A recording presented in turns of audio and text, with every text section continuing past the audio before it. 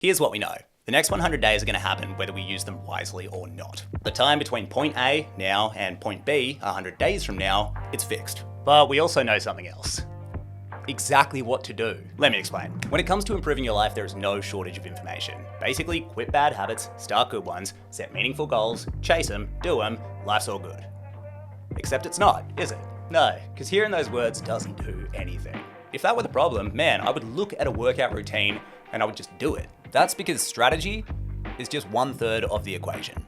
The state that our mind and body is in and the stories that we tell ourselves act as a multiplier. Doesn't matter how much information you have, if you tell yourself that it just won't work for me, or if you're super hungover, it's gonna multiply it by 0. Similarly, if you tell yourself you can, then what you put in tends to turn good. In this video, I want to talk about 5 very common problems, ones that will stop us being better in 100 days. Procrastination, self-doubt, feeling like you don't have enough time, distraction, and perfectionism. And I don't know about you, but I find all of these words incredibly boring. So freaking boring, oh my gosh. So we're gonna make them more fun, more memorable. We're gonna give them a metaphor, each one. Procrastination, let's call it quicksand. The consequences for doing nothing while you're in quicksand is you sink to your death. And the consequences for doing nothing in life, for procrastinating, for putting things off, there's a parallel. Self-doubt, let's go with underdog. Hell yeah, already this implies a story, you know what I mean? This implies a 0 to hero story, the one that we all love, rags to riches, pushing through, getting what you want despite everything. Underdog. This will be you, by the way, in the story. Having not enough time, let's call that the 11th hour. Yeah, man. This is what that urgency feels like, you know, you only have 100 days left. It's the 11th hour. Can you beat the clock? Distraction, siren song. That'll be fun, like Homer. And perfectionism, or the pressure to have a great goal. The metaphor we'll be using is the search for treasure. Treasure. Also, instead of calling this 100 days of significant self-improvement, let's go with quest. Yeah, this is cueing my alphabet superset, baby. Quest, quicksand, underdog, 11th hour, siren song, treasure. It's a freaking acronym. Quest, quest. So we'll go Q-U-E-S-T. We have our 5 core problems, and each one we've given a metaphor. This is to break our normal thinking habits and make the ideas memorable. For each problem, I want to present 3 ideas. One that helps with your state of mind, one that focuses on strategy, and one that gives you a better story to tell yourself. There will be 15 ideas in total, which might feel like a lot, but I made this quest framework to act more as a customizable self-improvement cheat sheet. Something to use over the next 100 days. Let's go.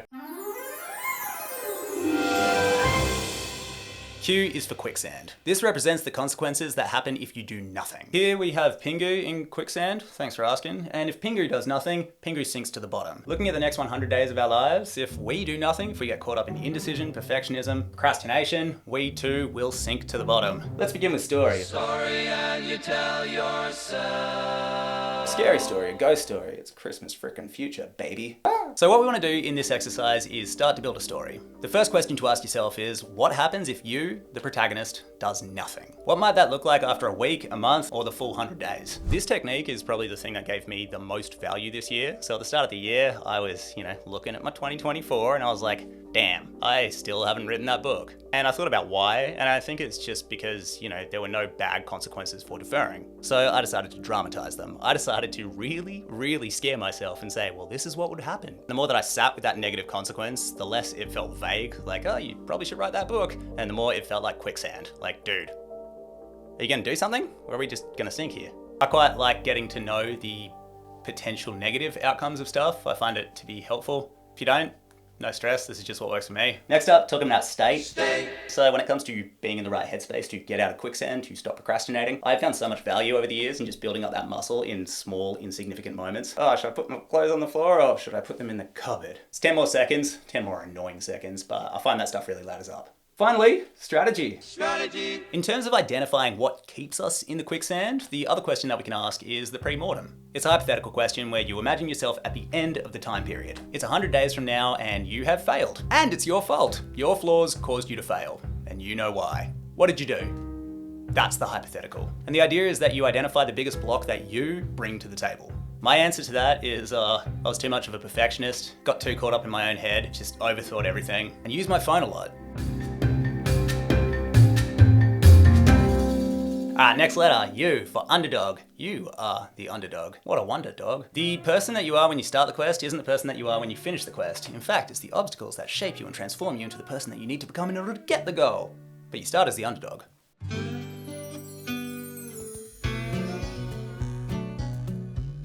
Self-doubt. In terms about state, it is about that feeling of enough is enough. I've had enough of myself. You know, when you're just like, damn dude, I can do better than this. And as for your story, first, let's look at the story that isn't helping.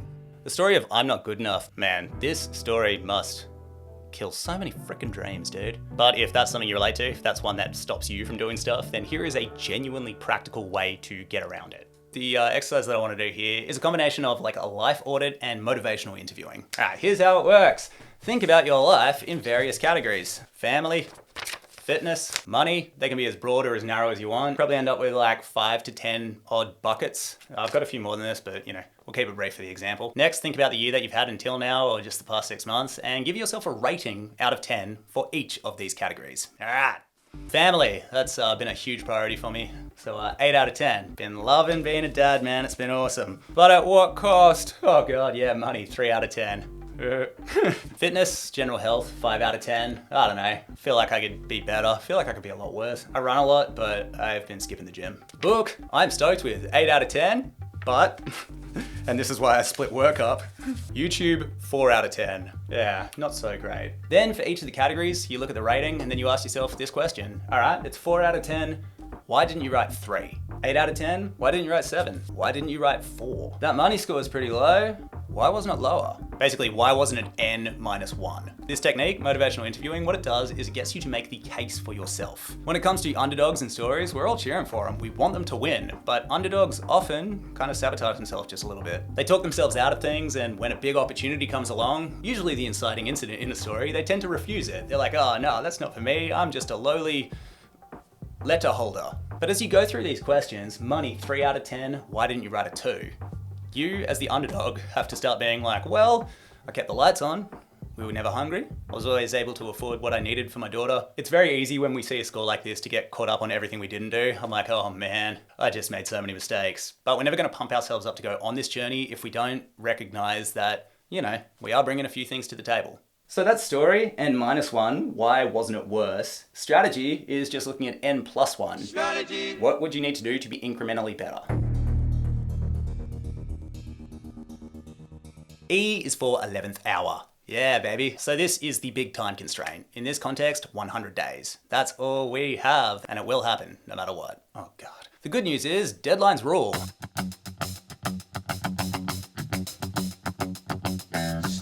Excited? Why not? This feels stressful, but stress isn't exactly a world away from excitement. I liken this to the feeling of the microwave is counting down, it's heating up your coffee because you forgot about it 4 hours ago, but it's gonna be warm soon. But before it reaches 0, you have to do a small task. You have 27 seconds. Can you wash a dish?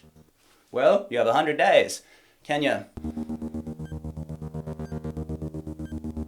learn Esperanto and get a 6-pack? Maybe, but maybe not. You know what I mean? Because if you got pretty big goals, then time has this tendency to look like your enemy. But this is where we ask the time-less question. I love this one, man. One of those big mega tech dudes, you know, he's probably like half a robot. He said this question, can't remember his name right now. Peter something. All right, what's your 10-year goal? How would you do it in 6 months? What? Oh no, that's crazy. And what I like about this is it immediately breaks your thinking around time. So there is a big project that I'm looking at doing in the next 100 days. And my immediate response is, oh, I can't do it. I can't do it. It takes way longer than 100 days. I don't know how long it takes, that's just my response. But in order to break that story, the question that I am asking myself is, well, what if I had to do it in half the time? 50 days, 20 days, 10 days, a week? How would it look? What would it look like if it were easy? What would it look like if the clock was counting down, this was the 11th hour, and you had to get it done? This thought experiment covers 2 things. So the first, it brings all those big, lofty, impossible goals into the realm of possibility. You know, you actually start thinking, all right, what's step 1, step 2, step 3, as opposed to this big amorphous picture where you're like, yeah, future me's got that one covered. And the second reason is because a challenge can be fun. It can be fun to beat the clock. I love challenges, I really do. And I'm also amazed at how often I forget that. You know, I'm like, man, I should make my life easier. And I'm like, nah, dude, you like a bit of this. In terms of a strategy, firstly, the clock is ticking down existentially. Every second ticks us all closer to death. But what I like is the lack of options. It means that my only hurdle is just starting. Which is why, strategically, this one is all about lowering the bar. Making the barrier to entry on a task feel like, I don't know, spaghetti, you just break through. In terms of tactics, there's things like a shitty first draft or a minimum viable product in tech, or my mum's favorite, just do 5 minutes. The idea being that in those 5 minutes, you'll get hoodwinked and turn them into 55 minutes. Haha, gotcha, your life's better now. Next up is S. S for the siren song. We all know this story. It's Homer's Odyssey, baby. All right, so you got Ulysses coming back from the War of Troy. He hasn't seen his son in a very long time, and he needs to get home. Of course, he kind of wants to hear the siren song. But as much as he wants to indulge in that temptation, he also knows that he is powerless. Basically, it's the first of the 12 steps, but in ancient Greece, recognize that you are powerless to the siren song. Admit that you do not have the willpower to resist. Because Ulysses knows, if he hears that song, he will go towards the sirens, and then they will drag him down to the bottom of the sea. He knows willpower won't work. Instead, he does a very normal move where he gets his entire crew to pour wax into their ears, and then, even more normally, tie him to the mast. No matter how much he is tempted to go towards the sirens, he just can't.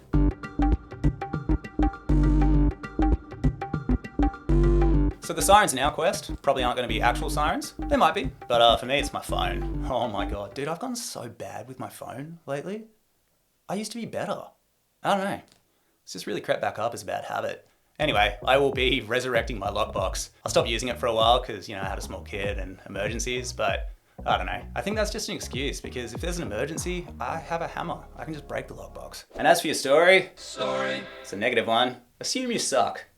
This fourth story is about the tendency to overestimate your abilities next week. Sure, this week was a mess, but next week, oh man, you can just load it up and expect brilliant results, right? The way to get around this isn't to try rise to the occasion with, your discipline, but to assume that you have no discipline. From this story, we get our strategy. Go forward, Ulysses. The exercise here is to think about your sirens, the things that are most likely to drag you off course, then operating from the assumption that your willpower sucks. Architect a way to separate you from those temptations. Don't bring beer into the house, geo-lock your phone unless you're at the gym. Or if you want to go full hardcore, you could use loss aversion. This idea is literally called a Ulysses Pact, named after Ulysses, but what you do is you take a bunch of money, your money, an amount that hurts, an amount that you're gonna feel, and you give it to a friend. Not forever, just to hold on to. But it might be forever. Because you tell them, don't give me my money back unless I do this. Unless I finish that artwork, unless I don't touch alcohol, unless I clean my house, whatever it is. If you don't get the goal, you lose your own money. Oh god, that's terrifying. In the chill version, they keep it. In the not so chill version, you ask them to donate it to a cause you hate. Damn. The state that works for this one is one of acceptance. Because if you're used to getting a distraction, but now you can't have it, it's been made inaccessible by your stupid past self, that's not gonna be the easiest feeling. Take it from me, a former addict. But the one thing that is guaranteed to make that feeling worse is wishing it weren't so. The lament, the regret, wishing that things were different and they aren't, and no amount of wishing does that, it's just a headache. So this is about accepting that we have tied ourselves to the mast.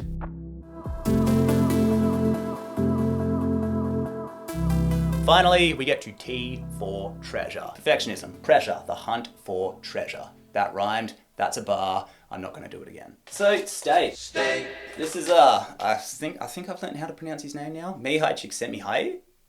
In all his work on flow, he found that the single most motivating thing for anyone working is feeling a sense of progress. We gotta feel like our work matters and that we are moving towards something. Feeling like you are making progress pushes people more than money, more than job titles, more than being yelled at, I don't know. But feeling this is a matter of evidence. We have to actually know that we're doing it. Which is where the strategy comes in. Treasure map, like a freaking pirate. Having a rough outline of here to where you need to go, and the keyword there is definitely rough. I've even written the roughest of rough maps, because when it comes to perfectionism, it's so easy to get caught up here, feeling that you need an incredibly clear, crisp, well-defined, significant, meaningful goal. So much pressure, dude. The first way to get around what do you want as a big question is what is better than now? This is where these come back in handy. So better than 5 out of 10, you guessed it, it's 6 from before, remember? The second way to get around what do you want as a vague question is to ask, what don't you want? What isn't treasure? Easy one here, money. What don't I want? To be broke. To be really, really broke.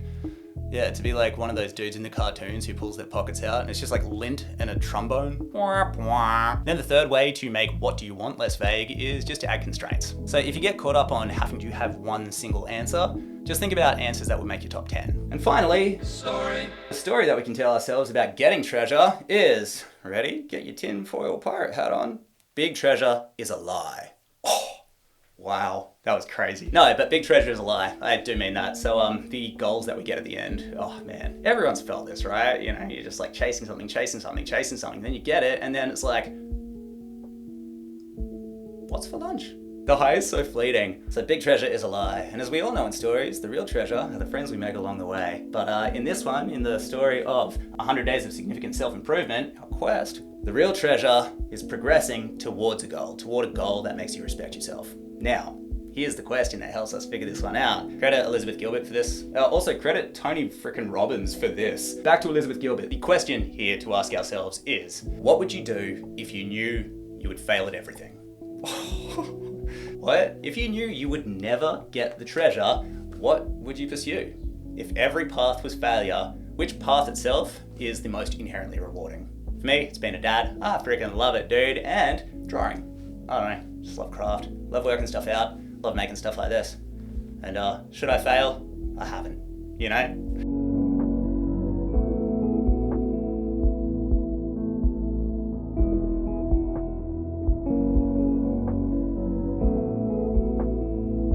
And that is the quest. Yeah.